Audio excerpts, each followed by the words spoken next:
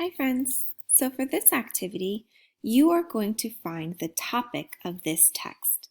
So you will find on Epic this book about insect pollinators. So you're going to read or listen to this book, and then you're going to answer these two questions. The first question right here says, what is the topic of the text?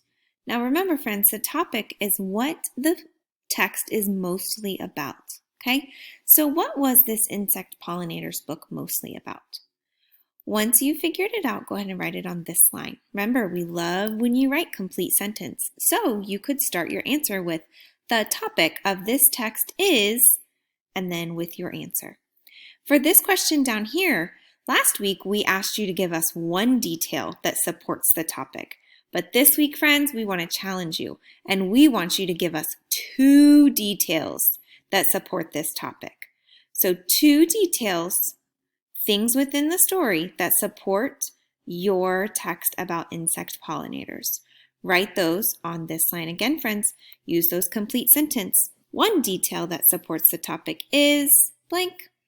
One detail that supports the topic is blank.